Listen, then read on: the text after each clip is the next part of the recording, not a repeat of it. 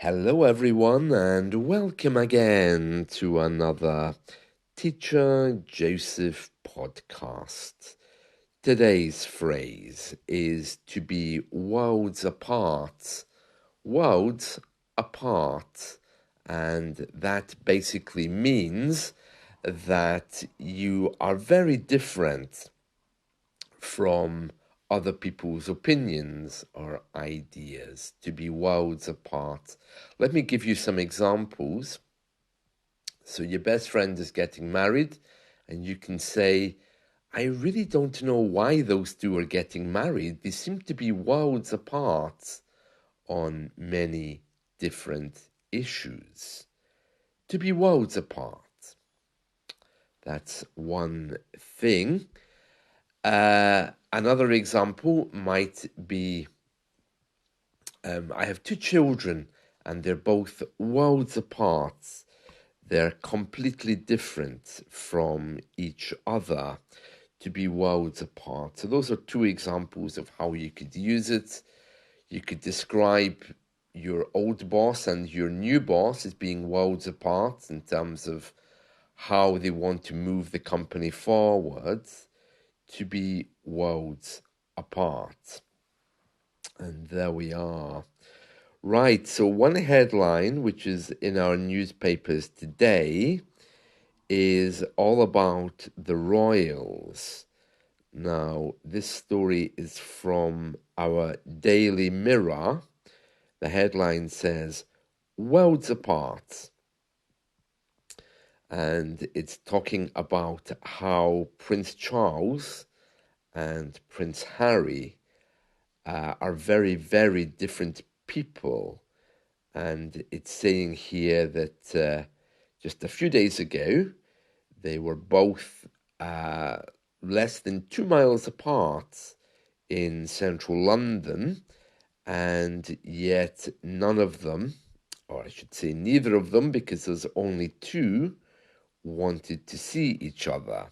It says here, Prince Harry and his father, the king, were just 2 miles apart yesterday, but still did not meet. The Duke was at an Invictus Games event in St. Paul's Cathedral, while Charles hosted a palace garden party. They last met in February. The king was said to be too busy to see Harry.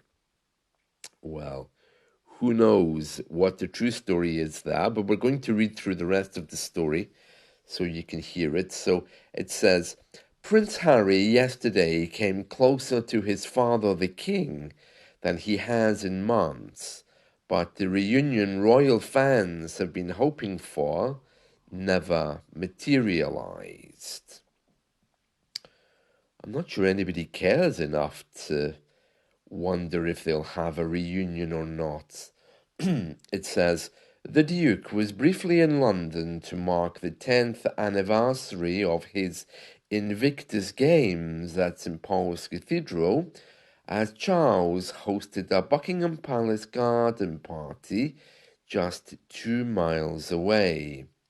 But the king was said to be too busy to see his son, confirming a statement earlier this week that revealed the pair would not meet because the monarch had a busy program of official events. The Duke, 39, did not meet with 41-year-old brother Prince William either. Oh, he's 41 now, is he? Oh my, we're all getting older, aren't we? And then it says here, Harry last saw the king in February when he dashed from the US after King Charles's cancer diagnosis. Yeah, if you dash to do something, it means you rush to do it. He arrived in the UK on Tuesday and is flying to Nigeria today to meet up with wife Meghan, 42. She's 42, is she? Oh. And it says for a tour linked to the Invictus Games for injured and sick military personnel. Yeah, I mean, I don't see that as being a particularly bad thing.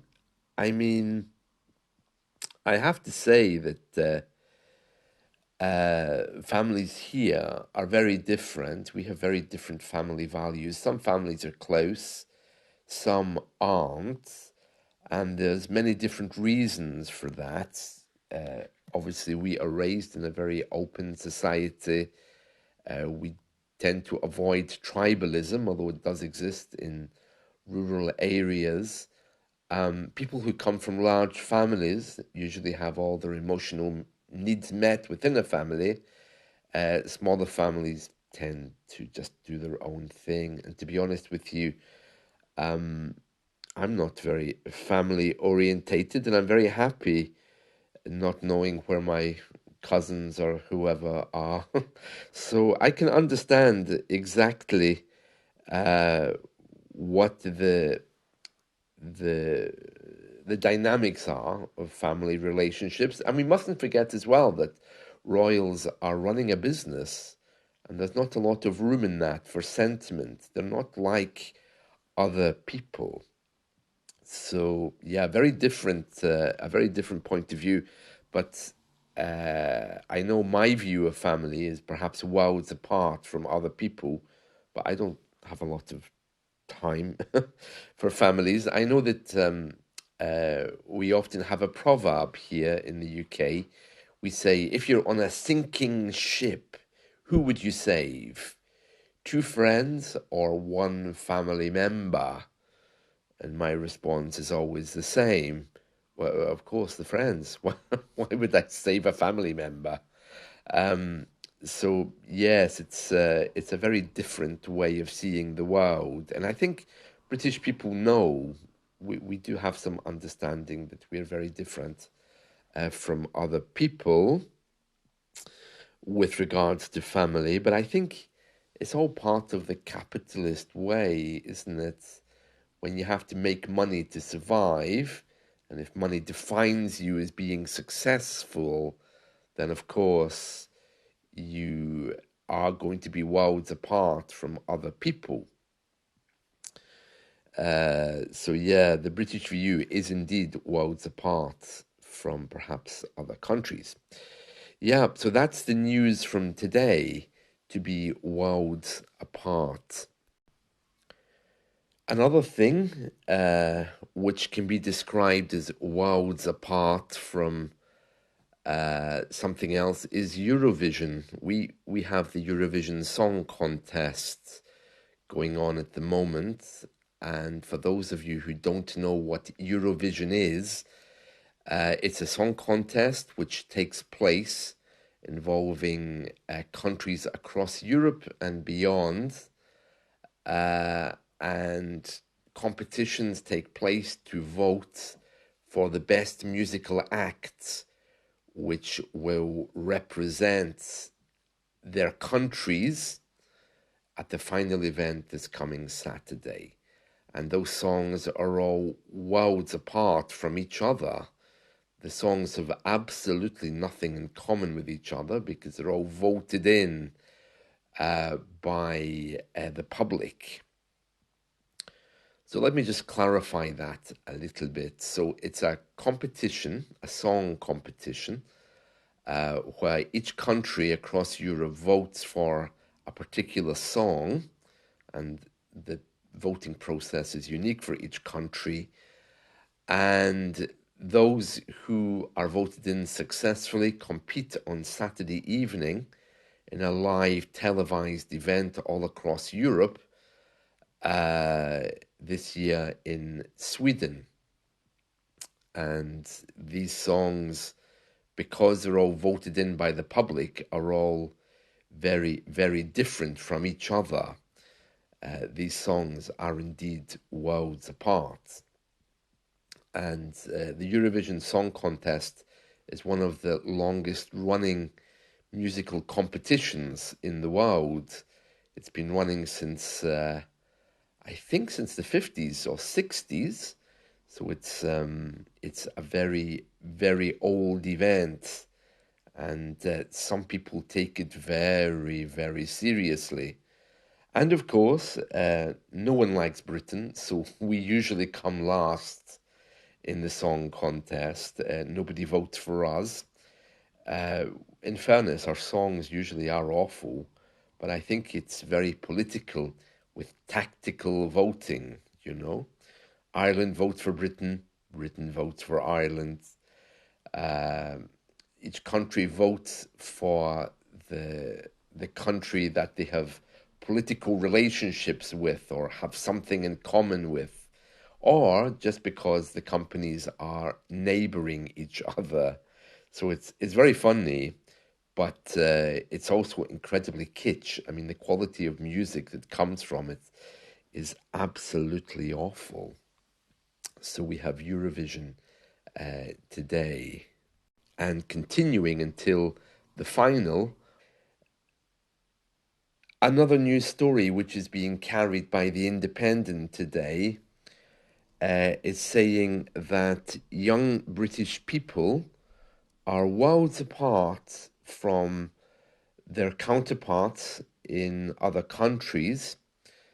The story is saying that if you're aged between 18 and 34, you would never dare answer the telephone. And it says here, once upon a time, the sound of your phone ringing would bring about excitement. But these days, people usually ignore it. In a recent survey, 70% of people within that age group, up to age 34, said they wouldn't dare answer the telephone.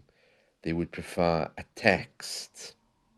And 37% said they would wait for a voice message. Someone here is saying people my age now are simply terrified of the phone. We might as well call it something else entirely because we're just not comfortable with it. And this person goes on to say, I texted a friend last week to say, can I call you? Because it would be rude to simply call someone without checking with them first. And then the person says, this is the most terrifying message you could ever send, because no one wants to talk to each other. The news article goes on to say that the person replied after this text, can I call you? They replied saying, no, it's just too daunting. We don't we don't want to talk to each other. Thank you very much, because I don't like using the telephone. So they went and used WhatsApp messages and voice notes instead. And then the person says here, I was feeling lonely and could actually have spoken to the person. I would have liked to chat, but the anxiety of talking on the phone was just too much. And another person here is saying that for this generation, it's quite normal now that you don't call anybody. A phone call is only for something which is expected and requires immediate attention.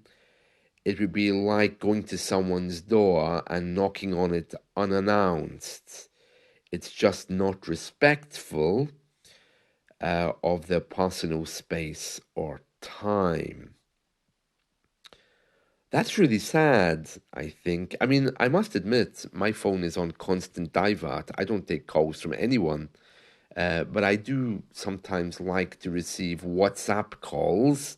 But I am aware that nobody ever uses phone calls without sending messages fast. But cellular calls, calls directly to my phone, oh no, it's always on divert. And the reason for that is because the calls I get are usually scam,